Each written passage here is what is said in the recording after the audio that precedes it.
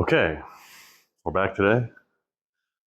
Um, a big subject for today is creating boundaries and understanding that, you know, creating those boundaries is one of the most important things in the early days. Uh, Sometimes this subject, people think, you know, on a surface level, yeah, I understand creating boundaries. Yeah, I know what that means. Yeah, I get that. But the thing is, a lot of times too,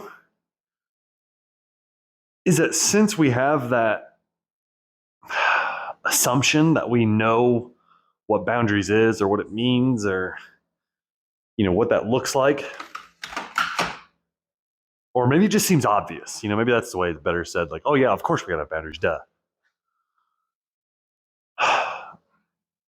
The reason I want to talk about that today is because when we have those assumptions and we don't take time to define the boundary itself, and like, what does the boundary mean, and then not only that, but what does that specific boundary, who does that apply to? Is that a boundary for the person externally of yourself that you won't allow them to cross? Or is this a boundary that's been set for yourself? And understanding as you approach that boundary, you see it, you've been signaled that you're approaching it, you are not to cross this. That's all.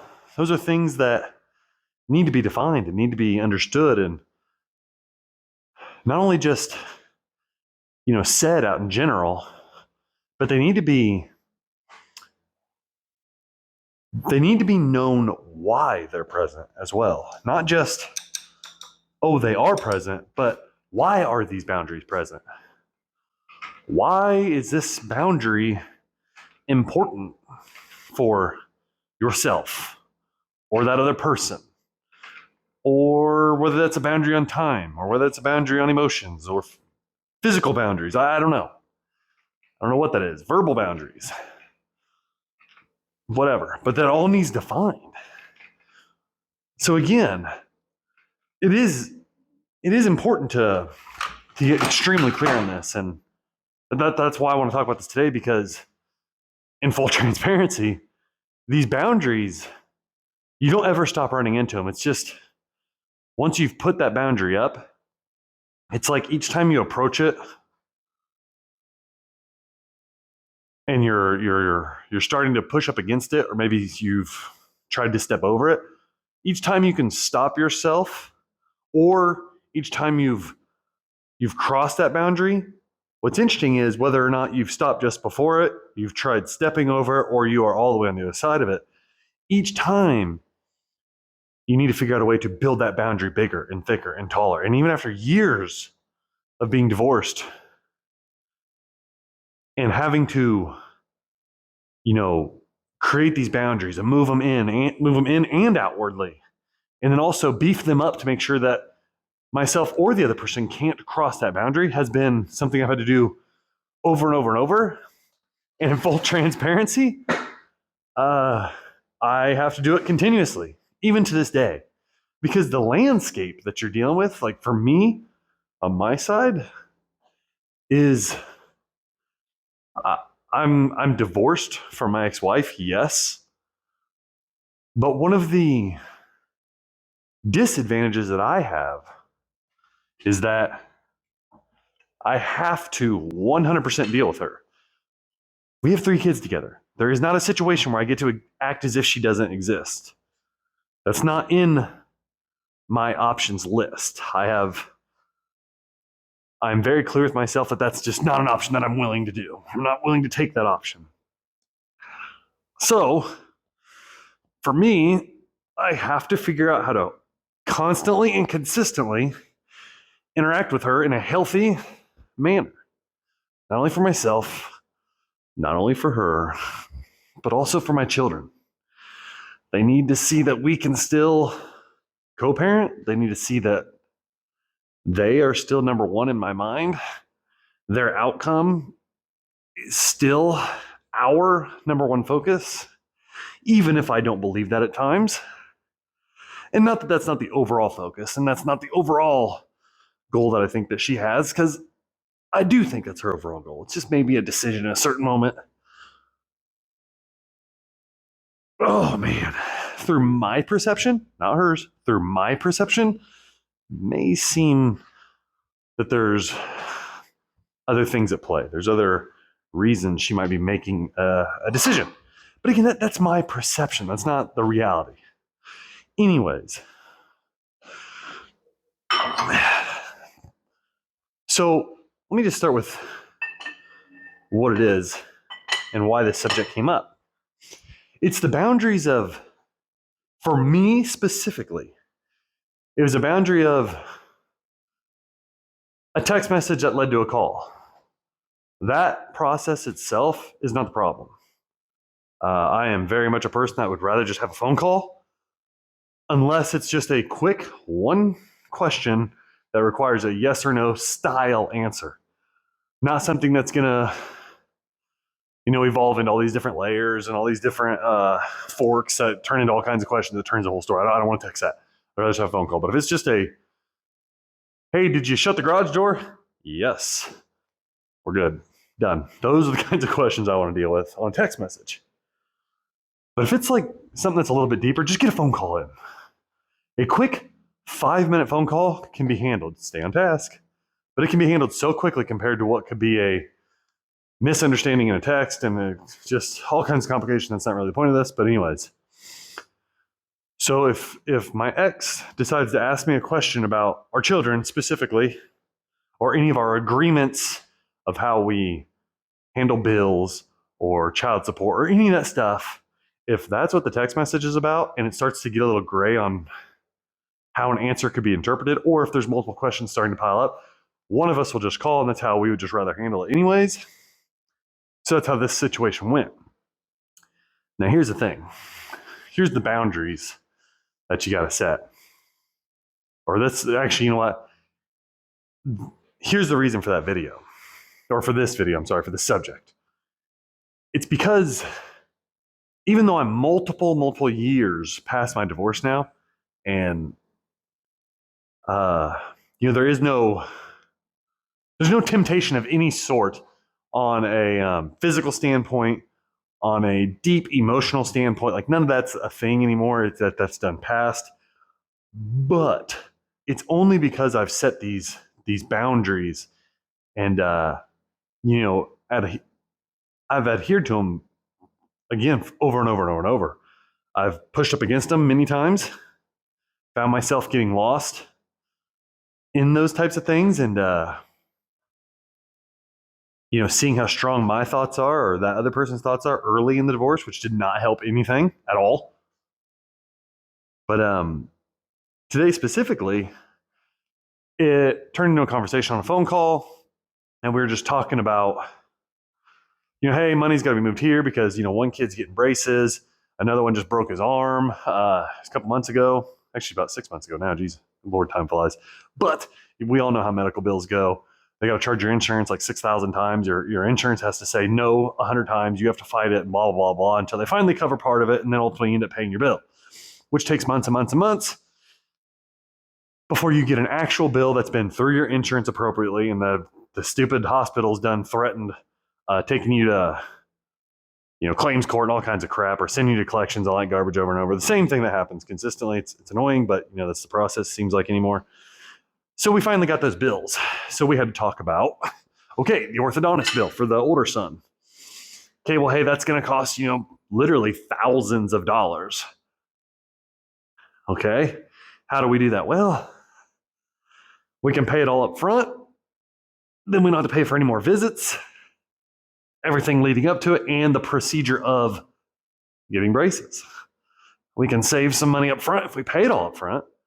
But also that means literally, just right around $6,000 that's coming out of out of the account right now. Okay, well, that wasn't planned for.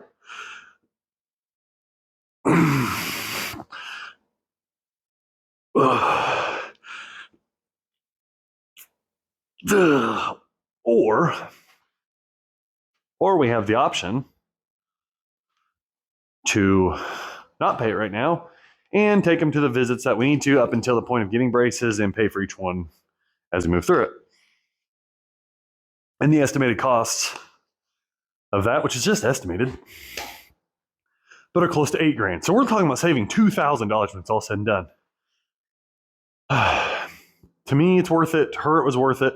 But it was a conversation that needed to be had. Now, here's where the boundaries come in. As we got to talking about that, again, I'm years past my divorce, and this is something that just happened within the last 24 hours. We got to talking about the money side of things and how things are going. Well, as we're talking, it's, hey, yeah, we got that money. We can do that. No problem. But of course, naturally, her side kind of goes towards, oh boy, I wasn't really expecting that. It's kind of tough and, whatever. Neither one of us are hurting for money. We've gotten ourselves together. We both have jobs. Doesn't mean we don't want for more, but neither one of us are homeless or anything like that. At least I'm not anymore. But we didn't plan on doing that. So it's not like we're diving or we're trying to just get rid of this money. So anyways, natural talk of, it's kind of unexpected. That kind of stinks. Things are a little tight. Between all the holidays and everything that's been going on, a lot of my kids' birthdays around the same time. So it's just kind of a lot. Well, as you start to do that, you start to get into familiar territory. My brain remembered, which is really weird to say because obviously my brain's inside my body. I'm me. We are one. But until you understand you're really not, and I don't mean like a split personality thing, I just mean that your brain is this independent thing that is just hardwired to take resistance out of your life, that's geared for survival and to make things easier, I guess. So the more it knows something, that if it can say, oh, we've done this before, don't worry about trying to figure out this new complicated path.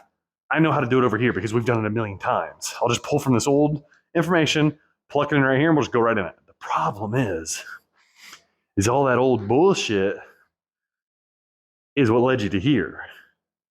All that old bullshit is why you're a divorced man. And I don't mean the conversation with your wife this one time is the exact reason you're divorced, man. I'm just saying that your brain's using the information with this person who is your ex-wife. That's all information it's pulling. Oh, this person talks like this, speaks like this, you talk like this, you speak like this. When you guys talk together, these are the way these things go. Boom, information, done. Go take a nap. I've got this. That's how your brain acts. So now I come back to my conversation. So we're sitting there talking about the money, and that feeling started to come in. And I noticed it, but it was almost in the background of what was happening, if that makes sense. It's only because I'm looking back and I say, yeah, that was it. And again, remember, like we talked about a couple videos ago, hindsight is 2020. We don't want to be on the backside of that. We want to be on the front side of that, right? We want to learn from all those mistakes. So as this is happening, something started to feel weird. I caught myself. But you could tell the conversation was starting to head towards the general chit chat with the ex-wife. I could feel myself almost as if somebody else was hitting, had a controller of, certain phrases I would say to her, and they just hit the button and that phrase comes out. I could feel myself almost saying hey, how was your day today? And it's what the fuck is that? What the fuck? Why would I ask her how her day was today? Or how's everything going? Or anything like that. That's just a general conversation point that you would typically do with your ex or your ex-wife, or honestly, that's the conversations I have with my girlfriend now. Those aren't for her anymore. Those are gone. Those for my ex, they're done. She didn't get to have those anymore. That's something that's part of what she gave up. And I caught myself in that moment. I felt my brain say, almost hey, buddy, hey. And you know what, now that I'm saying it out loud, it's that bitch voice. It had that motherfucker queued up. Hey dude, I got that next line for you. It's right here. Go ahead and read it. Don't even think about it. Just read it from right here. Just go ahead and read that. I got it written down for you. Don't worry about proofreading it. I got you. That's that bitch voice. And once I realized that, again, going back to habit loop triggers, I felt an old emotion. I felt myself starting to work into a rut, starting to run off the default mode network. I felt my mind. I felt my. I felt that fucking bitch voice starting to creep in and say, like, get him, get him. He's feeling comfortable. He's starting to relax. So I caught myself. I knew that boundary I had set because I've seen it. I've pushed up against it many times. I've found myself falling into that lull of a conversation that, only leads to negative emotions, that backtracks me and my progress. But that, like I said, like I want to make sure I'm super, super clear and transparent. I mean, that happened within the last 24 hours. Like it's something that just comes up. And I want to be very clear too. If you run into this situation, because I know this to be, to the deepest part of me, I know this to be true. I don't give a shit how her day was. And I don't mean that in a way of malice. I don't mean that in a fuck her kind of way. Fuck her day. I don't give a shit about that. Like, I don't mean it like that. I just mean it for what it is. Like, I just don't care about her day. And also, I'm going to be totally clear. I know she don't give a fuck about my day. And again, that's not meant in a bad way. Her not giving a fuck about my day, it doesn't change my thoughts, my feelings, my emotions towards that person who is the mother of my children, who is my ex-wife, who has nothing to do with me other than my children. Like it doesn't change my thoughts at all because I can sit back in the current reality that I am living in and understand that my day isn't for her to give a fuck about, just like her day isn't for me to give a fuck about, unless those children are affected by one of our days. Something changes in their plan because one of our days have changed. It's the only time. And even then, the emotions tied up within that day between how my day is going for myself or how her day is going for herself, those emotions still don't fucking matter for each of us between like how the other one's feeling in a like sense of what it used to be to each other. In the sense of being that shoulder to cry on, being that tree to lean up against and the leaves shading the situation or stopping the rain that's coming down. You get what I'm saying? Like, you got to continuously repeat to yourself. You have to habit, loop, interrupt. There's that habit loop trigger, interrupt. You feel that coming up, and again, don't dive into this so fucking deeply. Like, oh my God, do I still love her? Do I still care? Do I still this? Do I still that? Listen, you don't need to dive that deep. Just understand that if you've done the work and continue to do the work for the rest of your life, to see who you are wanting to be, to introspect into yourself and make sure that you're on the right path towards your future that you've planned out, towards your future that you actually want. And that doesn't mean it couldn't shift back that direction. I'm not trying to sit here and act like that's never happened in the history of the world and been successful. Clearly it has. I'm sure we all know somebody. I don't, but I'm just saying that I'm not telling you it can never happen. I'm just saying that that will come up because your brain is used to that shit. It's the exact same as when you drive to fucking work and then all of a sudden you're just there and you think, holy shit, I don't even remember how I got here. I don't remember if I stopped at that stoplight. I don't know if I stopped at that stop sign. I'm hoping there was nobody walking because I don't remember shit. And all of a sudden you're just in a parking spot. You're at work, right? That's that default mode network. It's your brain taking over saying, hey, bro, relax. I got this. Go into autopilot. And that's what it's trying to do. It's got a rut. It knows the path. It knows the sequence. It knows the steps in between there to get from A to that situation's B. That's it. So if there's a C or a D or an E or an F anywhere in there, it's only going to take you that direction through that way right there. But you need to figure out the new path. You have to figure out the new path because you're in a new life. This is different now. Things are not the same. And be very clear with that. Again, that doesn't mean that shit's all fucked up and bad because it's not the same. It actually means it's better. It means you get to handle things the way you want to. It means you get to handle things in a way that serve you to your future. So I guess I'm saying all that just to say, like, in that moment, don't get caught up in the, man, do I care about how her day is? Ugh. Man,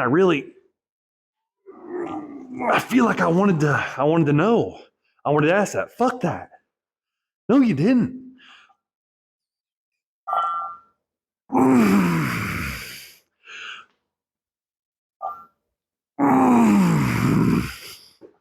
I promise you didn't. If you're on this channel listening to this shit, you didn't want to. If this was a how to get your fucking ex-wife back and how to simp for her until she accepted you back into her house, then that might be the case. But that's not what this shit's about. This shit's about understanding that, hey, fucking open your eyes. Here's what the fuck's happening. Here's reality. Shit's over, bud. It's over. And listen, it's over because you didn't take yourself serious enough and she didn't take you serious enough. You guys, neither of you took the relationship serious enough. So understand that. You've got work to do, so do it. So don't get lost in the bullshit. Don't get lost in the weeds. Don't get lost in the extras. So I'm getting at here too is so back to like my specific situation. I kind of got off there, which happens very often, clearly. Is man,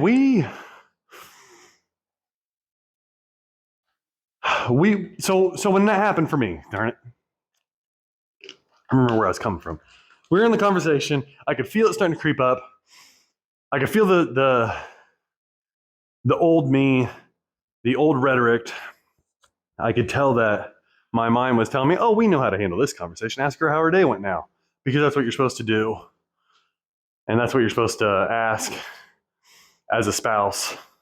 How was your day? You got to show them you care, right? Whether you actually meant it or not at the time, which I can almost guarantee, again, if you're here, you probably didn't. You didn't actually mean it. You might have said it. You might have thought you meant it, but you didn't. But I could feel that coming up. And as that was being queued up in my mind, I would stop. And man, this can be taken the wrong way, but here's the thing. You just need to be consistent. So for me, it was okay, so is that it? And you could tell she was a little caught off guard, but I've done this before in the past. In the early days, she was very caught off guard. She took it, offensively. And not like a direct, like, insult to her, but like she took it offensively and thought of like, well, why are you mad at me? I'm not mad at you. It's just we have a different relationship now. And I say that with such ease now, but at the time it was kind of hard. But like I said, when we got to that spot of, yeah, money this and money that, and you could feel the conversation starting to head towards just a general chit chat, and I could feel myself starting to come up with these pre-recorded messages in my head of like, hey, yeah, okay, cool. So what's going on with you? I mean, is everything going okay? Nah, cut it off right there. Right then and there. Okay, so we're paying it early, right? Yeah. Okay, so is that it? That implies that, hey, is that it, or do you have more to talk about? Because if not, I'm done. That was my way in the last 24 hours of handling that situation. That was the way I chose to do it today, and that's the way I'm going to keep choosing, and that's the way I chose in the past. When the conversation starts going towards stuff that's not about our kids, it's not important to us, for the kids, that's where I cut it off. That's where I stop everything. Okay, then, I guess we're done now. And when she says, yeah, that's it. Okay, well, I got to get going. The conversation's over. But I had to know my boundaries at that point to understand that I was coming up against them, that I was approaching it. And that one's a good example of I could see my boundary as I was approaching it. I didn't need to bump up against it. I didn't need to try climbing it and get stuck on a fucking barbed wire on the top. Or, earlier on it might have been climbing it or stepping over it and then realizing, oh shit, this isn't where I belong. I belong over there. And sometimes it took getting all the way on the wrong side before I would notice that.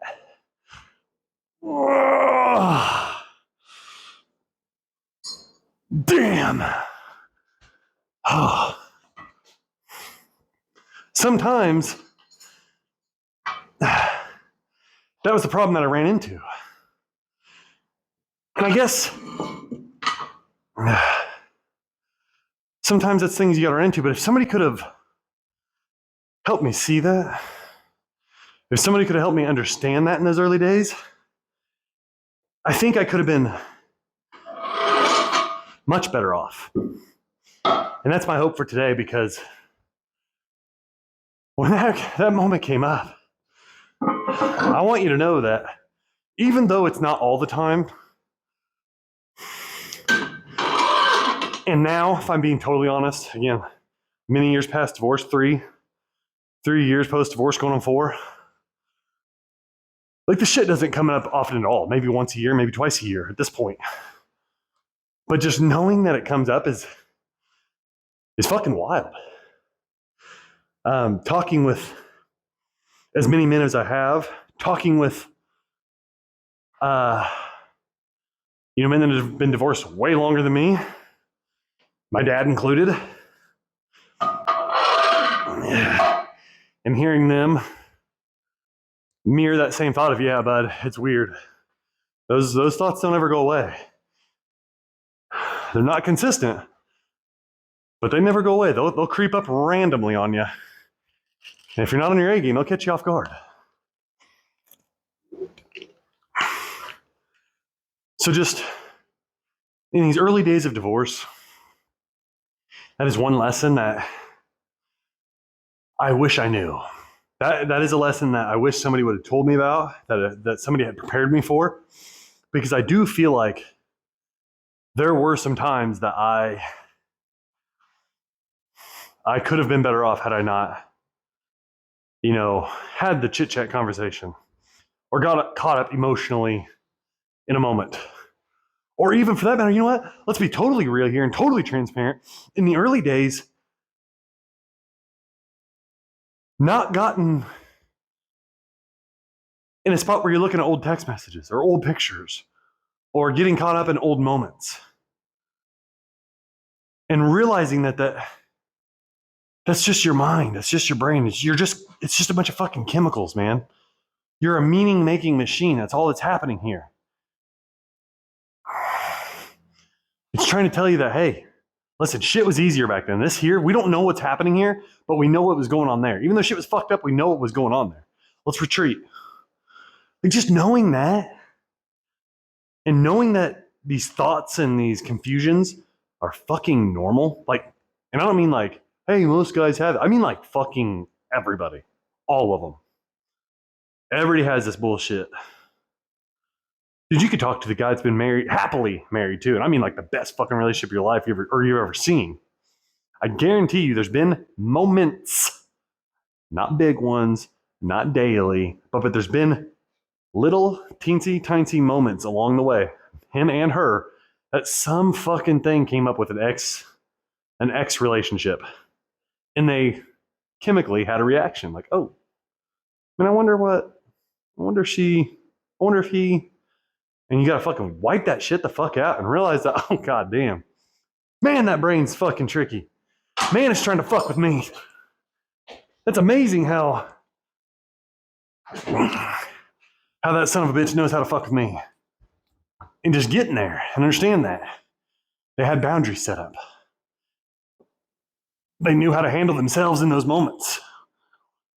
They have their boundaries in place. and good ones at that.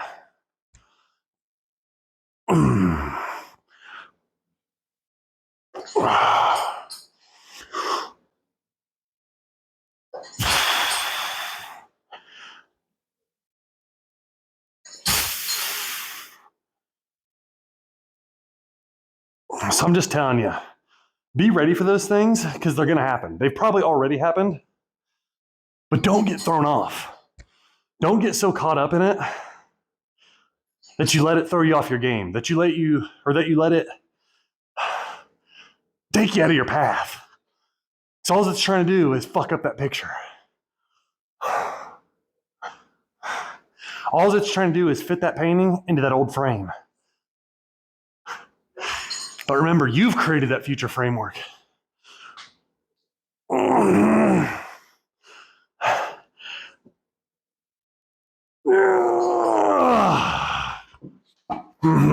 Ooh. You have daily made brushstrokes towards your future. You're the one creating your future now. Remember that.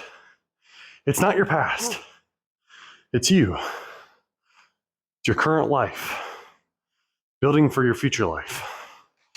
Checking in with yourself daily.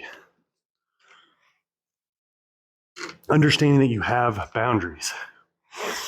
So now that that's been the example, that's what brought everything up. That's how I handle it. That's how I do handle it. And that was my specific situation. But going more towards you, that's maybe a little more general. That's maybe a little more hypothetical. Like, I don't know. But the way I build these is, number one, what the fuck is a boundary? Well, I need to know what I'm needing from that boundary. Like, what is this boundary? What does that mean? What does this boundary mean to you? Well, for me, boundaries are a line that is not to be crossed. That is a line in the sand that is very visual, that I'm building from. It has a foundation, and I'm building a wall from it. This boundary is not to be compromised. This boundary is not to be torn down. This boundary does have flexibility as I grow, but this boundary will not be torn down. The foundation of this boundary is solidified. I will build upon it and expand upon it as I see necessary for the growth. But as that boundary currently stands, it needs to stand. So it's for my safety. This boundary is 100% for my safety. I am setting this boundary for me. I have made this boundary for me. I have defined this boundary for me. And the reason it's for me is because I can't set a boundary for anyone else. I can't put parameters on somebody else and expect them to follow them without flaw, because I'm the one that set the boundary. I'm the one that created the boundary. But I can assign meaning to that boundary. Now that I know what this boundary is as a definition to me, and I understand that it's for me, for my protection. Okay, what is this boundary doing? Is this an emotional boundary? Is this a financial boundary? Is this a physical boundary? What is this? Most of mine, dealing with my situation in divorce, is an emotional boundary. I'll be honest with you. The emotional boundary is the hardest one. I do believe so. But financial boundary with the ex really just doesn't make sense, if I'm being honest. Don't get me wrong, I would love to keep every single dollar that goes towards my kids, and I would be able to spend it the way I want to, but we have a very, very good relationship when it comes to the kids and the money that goes towards them and their events and their school supplies and their clothes and all that. Like, it's super, super clear, but it could have went really sour. It had a couple times that it could have, but it was only because I kept a clean head. I kept a level head. And there was times that I had to swallow my pride and just shut the fuck up and not escalate the situation. And that paid off at the end. I understand that's not every situation. I have no idea what type of crazy you're dealing with. I don't know. But I'm just saying for my situation, so you're totally clear on where I'm coming from. I don't want to bullshit you. I don't want to act like I've had it the worst that it could be. I don't want to paint that picture. Because I know there's a lot of people that have it way, way worse. Understanding though that no matter what your situation is, you still have to act in accordance of. Okay, we're here. Okay, well now what? What are you going to do? No matter where you're at, what are you going to do now? And now what? So anyways, having that out of the way. Most of mine are emotional. Now, I set boundaries for her and I set boundaries for me. Now, like I said just a minute ago, you might be saying, yeah, but I thought you just said you couldn't apply boundaries for her because you weren't the ones making those boundaries and having her abide by them. I make that boundary for her, not for her to abide by, but for me to see that she's approaching a boundary that is a signal to me that, hey, she's approaching a boundary, she's crossing it. As she approaches it, she might be crossing it. That signals to me that, hey, whoa, there's boundaries she's crossing. That means she's coming closer to my boundary, to 100% my boundary that I can say, whoa, nobody crosses this motherfucker. I'm not allowed to step over this, so I know goddamn well you're not going to be able to, because I won't allow it to happen. You understand that? So that's the separation between the two. 99% of the time, now, she approaches her boundary and gets nowhere near mine. It doesn't even, I know how to carry a conversation in a way that has no emotional situation or baggage to it at all.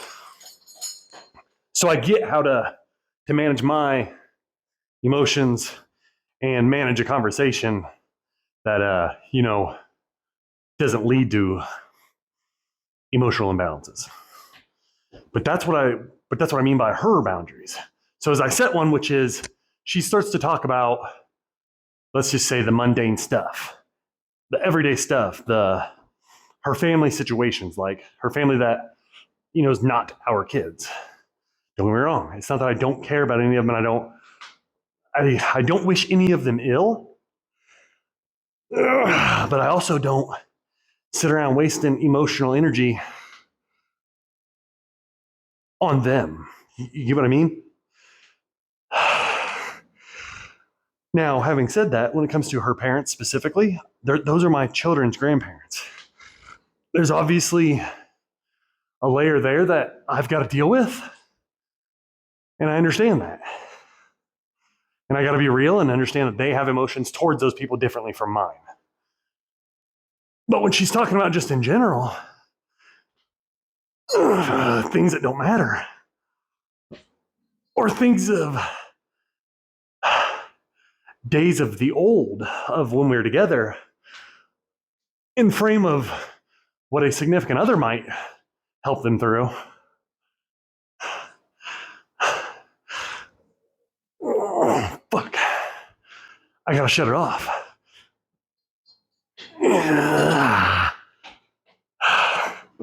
I have to take real time.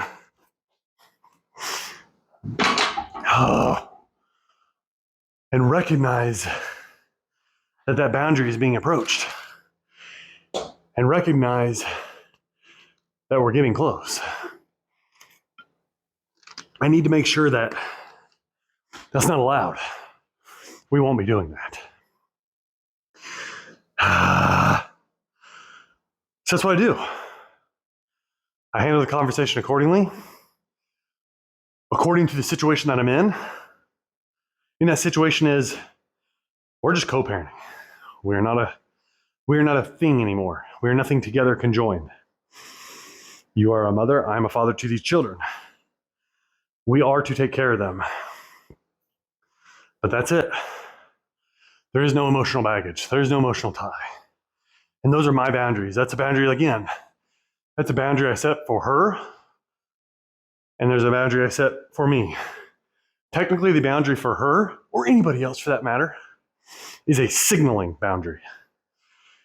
It's set up as a signaling boundary to let me know, oh shit, there's potential for your boundary to be tested. Be prepared to be tested. If you want to get on a real core level, everyone else externally has no input on you. You control you, that's it. So replace that person, their thoughts, their emotions, their circumstances, their situation, all that. Replace all that with bitch voice. That bitch voice is coming for me. Signal goes off. That lets the boss voice know, okay, I'm going to need you here soon. Like, real fucking soon. Alarms are starting to go off. Be ready. That's what's happening. That's all that's happening at a core level. You're battling the bitch voice with the boss voice daily.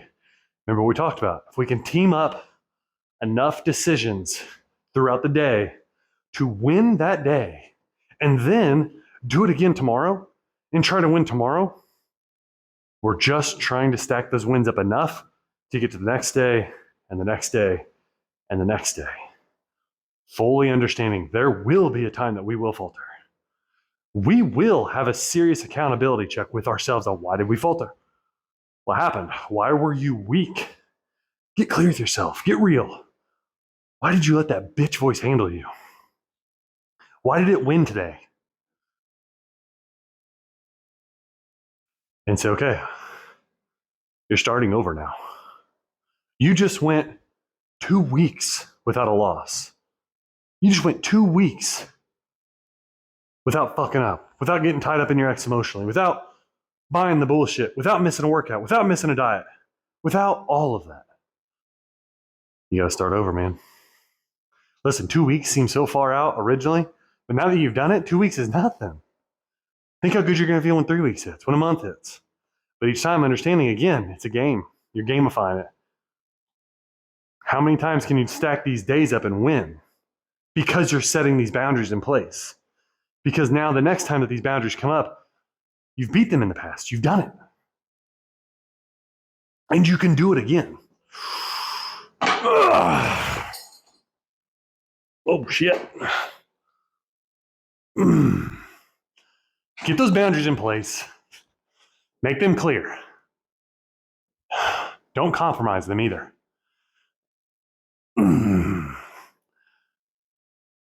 Don't tell yourself, yeah, but this time, none of that bullshit. Don't fall for the bitch voice. You are in charge. You are the boss voice. Damn. Oh my God.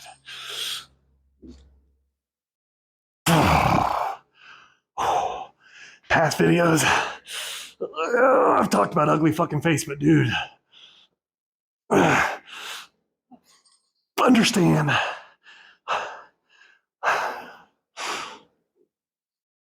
Oh, today's an ugly fucking face day. Holy shit. Holy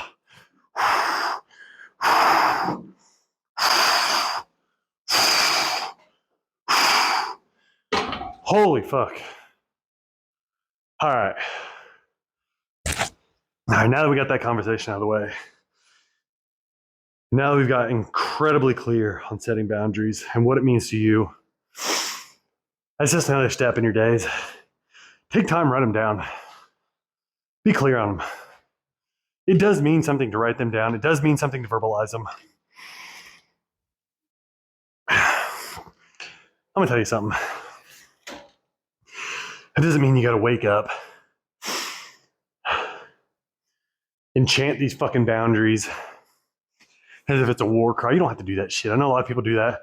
Wake up and write all your affirmations and speak them into existence and then take a cold plunge and then get in the sauna and then get on the red light therapy and all this fucking bullshit. But you know what? I'm sure it all works.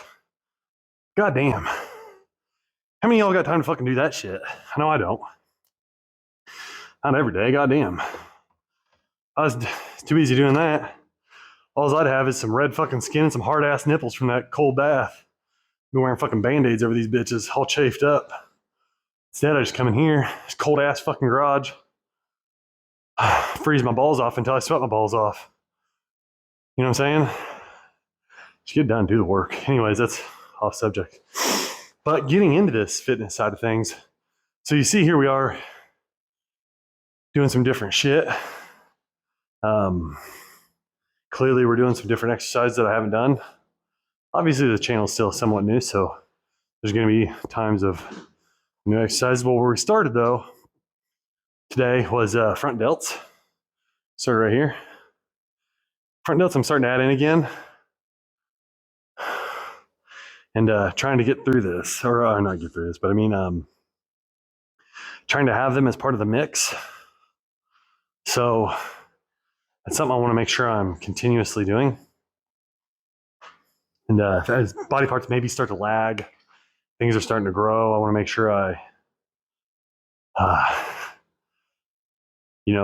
don't leave anything behind that might be doing that. So that's why I added in front delts. Anyways, so I did the incline bench and I had the bar in front just for the front raises. A curl bar I have is actually a little heavier than most. The curl bar itself is 30 pounds, which is more than most of them. Most of them are around 15 pounds, 15 to 20. So just to understand that that's another one. That's a very leveraged motion. You're talking about a small muscle group and what is a potential weak point in your body. Obviously, the rotator cuff, the older you get, the more injury prone you are in that space. So as you extend that weight out, the leverage is a lot heavier, right? So it doesn't take much torque out. That's all I'm getting at. So just be aware. There's no ego lifting in that shit. Nobody gives a flying fuck. Again, there's only two people that give a shit. That's you when you're butt ass naked and you realize, oh fuck, I look good. And it's the woman you're about to lay with. And again, you're butt ass naked. She says, oh fuck, that dude looks good. Those shoulders look nice. She don't know what you lifted. She just knows you look fucking great. That's it at the end. And future wise, if you find a woman that you're ready to, make a new life with, listen, you're just doing her favors too. You know what I mean?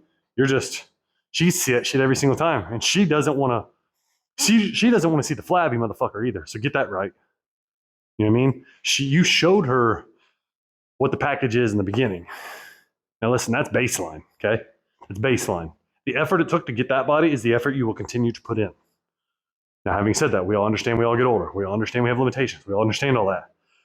But just knowing that you're not letting your body go downhill and using the excuse of old age create the fucked up, shitty, flabby ass body that most people fucking deal with. That's not what we're doing, okay? So just get that straight real quick. Real quick. Okay. So now, do some hamstrings. I think I'm gonna do single legged hamstring, kind of like our barbell RDLs. I'm just gonna use a plate weight today. I gotta use this hand for stabilization. I haven't done these in a while. So my stabilization is not great on these. Nothing wrong with that. I try to do it, but I also don't want to compromise the lift. If it means putting my fingers on something to make sure that the weight is put into my hamstring appropriately, the goal is just not to use this hand over here to push myself back up. It will happen as I lose balance. It will happen every now and then. That's why I'm trying to just use a couple fingers, so that way I don't have the desire to do it. If I do start to use this hand, I can feel it very easily because it's a lot of pressure on just a couple fingers. All the while working towards not having to use them at all. So this unilateral work is really important for stabilization as well. It's not just the muscle group. Oh my goodness. But that as well. Be able to see on this side a little bit better here. Thing in the way. Yep, gotta move that out the way. But anyways, that's what I did with the front, was the front shoulder. Let me find where my spot is here. Makes most sense. There we go. That's better.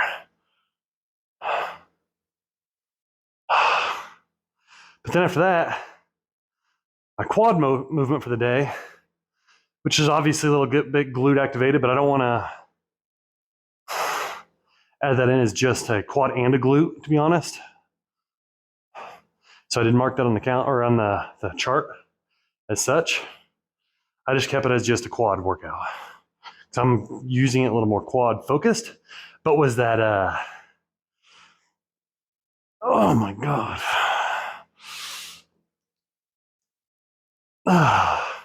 Barbell hack squat variation that you saw.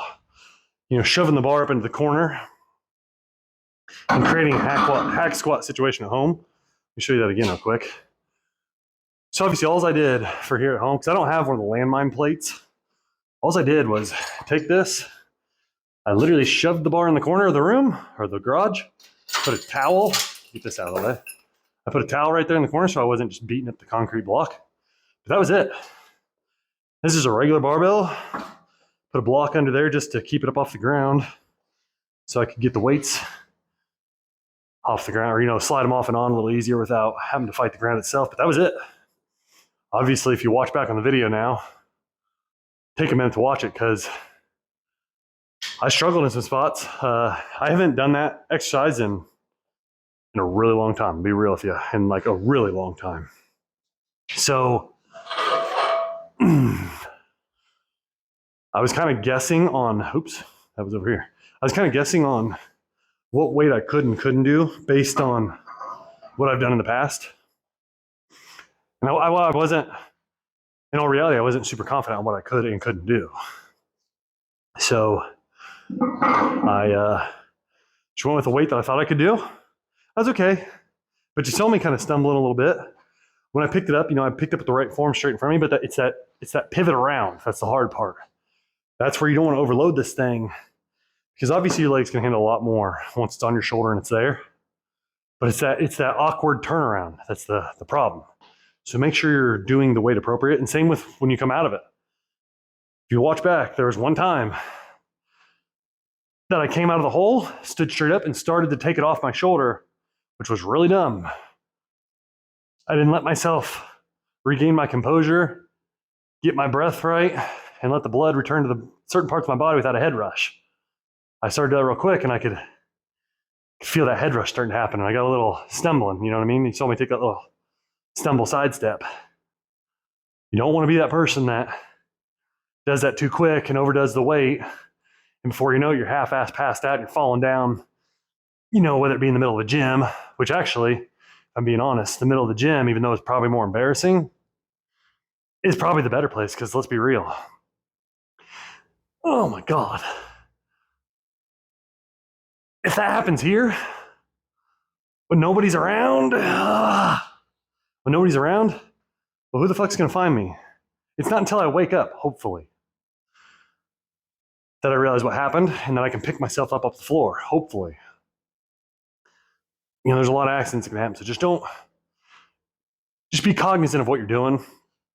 Understand if that's a move that you've never done before, or like in my case, a move you haven't done in a while. Oh my goodness. Do an appropriate weight. Just do more reps. And honestly, in these first few stages, if you've never, ever done it before, you don't need to go until the 2 RIR, reps in reserve point. You need to go to around the 12 to 15.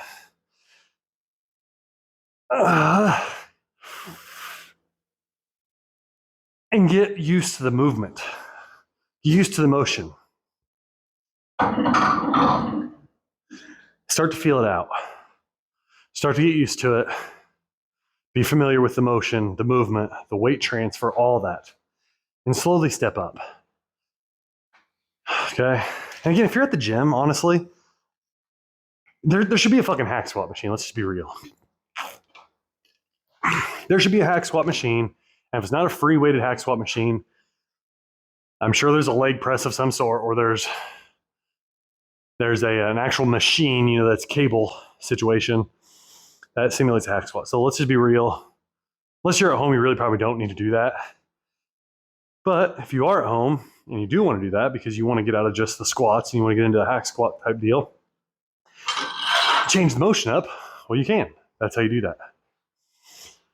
So I'll tell you what, I'm going to do one more set of these hamstrings because I'm not so, you know what? I don't know. I'm not so focused on them that I need them to explode by any means, like in a big way. Because, like I said, I've had so many hamstring injuries in the past that I'm not so much focused on the like big time hypertrophy side as far as like big growth and big, hanging hamstrings when you're flexing them. I'm really more or less, as embarrassing as this is, because it's been some years since my last hamstring injury, I'm really more or less just interested in the rehab and getting them used to everything again. Like as the summer starts to come, when spring starts to come, you're going to see me doing sprints. And when I'm doing the sprints, I'm going to be doing a lot of transfer style, like running one way, turning, running backwards, turning again, running the other way. So there's going to be a lot of variations, which is a lot of demand on the groin, on the hamstring, and on the knee joint. And I want to make sure I can do that because, again, I coach my kids' baseball teams. I'm an assistant coach at the high school level here locally. I train people personally, in person and online. And I have a lot of clients one-on-one that I help through divorce and get their body right. Like, I need to be able to do this shit. There's not a situation in this world where it's acceptable for me not to be doing this. I don't want my kids to look at me and I say, I can't do that, bud. I want to make sure the day that he beats me in something, it's not because I was too fucking broke down to give him a challenge. I want to make sure. I want to make sure that the reason he beat me is because he fucking beat me at my best. At what currently was my best. All right, we're going to be done at 3 on that one. So 3 sets.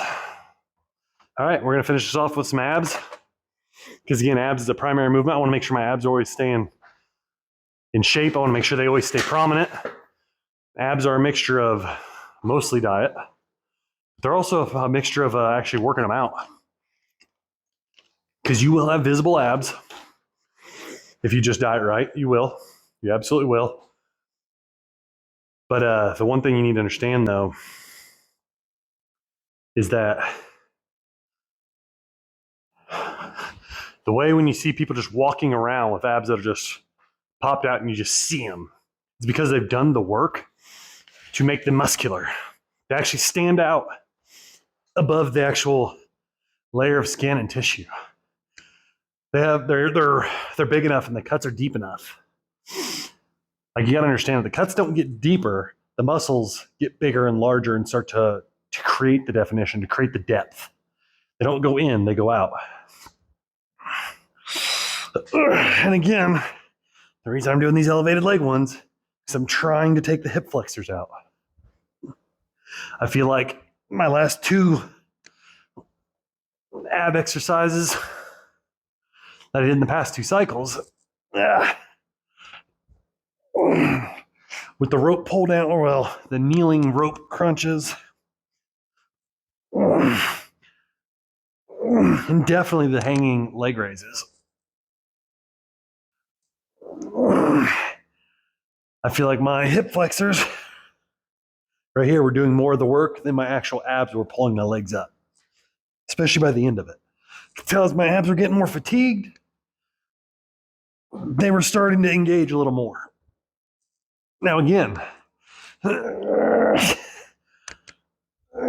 something to think about is that breastbone right here coming to your belly button. That's the gap you're trying to close. That's what you're actually trying to do. That's what you're picturing in your head. Clearly, you're not able to do that in a big way. That is not something that's actually going to happen, but it's what you need to think about. And it's what's going to do that, because if we're just doing an old school, like elementary presidential test sit up where it's, I'm coming all the way up to here, well, that's not doing much. It's doing a little bit on the uppers, but once I get up to a certain point, I'm just hip flexing and sitting up. Whereas here, I'm actually creating the crunch motion. Breastplate to belly button to hips, closing that gap as tight as I can. Now, the other thing that you'll notice is my hands are in different places each time. Sometimes I'm behind my head, sometimes I'm across my shoulders. All that is I'm getting fucking tired. I'm starting to lose energy. My abs are saying, all right, bud, we can do so much, but if you're trying to get more out of this, you're gonna need a little more leverage, so then I'll bring my hands up here. That weight transferred out helps me lift a little higher. Even then, if I can just stick them out. So that's one thing I don't want to do is be lifting my legs up to try to create that. That's what's creating the ab flight. I want these to be just laying here. Oh.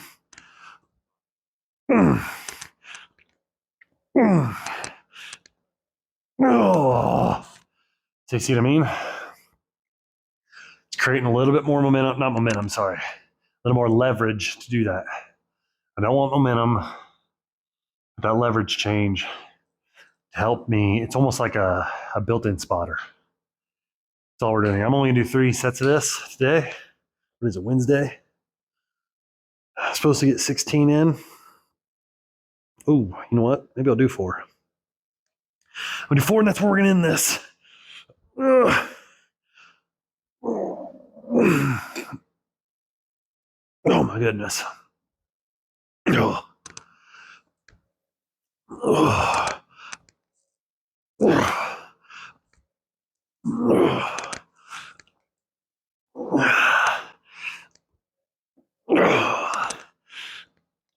Oh my God. Remember we talked about that ugly fucking face? Boy, that is a telltale sign. All right, as we get ready for this last set, get ready to finish this, let my breathing return normal. Abs are something that doesn't take as long to get your heart rate back to normal and breathing return to normal. Remember that 60 to 90 seconds? If you have no idea what that feels like for you, just 90 seconds. Just call it 90 seconds and be done in between every set. But for me, it's just as I return to normal. But as we get ready to start and finish this last one, I just want to remind you guys today is just set those boundaries, okay? And end it since we're on the physical side. A boundary for me is I have to do this shit. It is a boundary that I've set up for myself that if I don't find a time to get this in a certain number of times a week, it means I failed. So if I don't at least out of a 7-day week work out at least 4 of those days, I have failed. Now, it doesn't mean that anything past 4 is considered overachieving. It just means that I didn't fail. So that's a boundary of mine. And as I start to come home, let's say from a job or, a couple meetings with people, or if I allow myself to get backed up with too many meetings, that's a boundary I set for other people, which again is just a signaling mechanism for me. As I start to notice my calendar has too many things going on in it, and I feel myself starting to get time crunched, that's the signaling boundary for me. Physically to say, oh, dude, you're not going to have time to get all this shit in today. What are you doing? So that's what it is. So anyways, man, till next time, set those boundaries. Get your life right. Don't let people encroach on them. For damn sure, don't let yourself cross your own boundaries. Not let yourself down. All right, man. Till next time.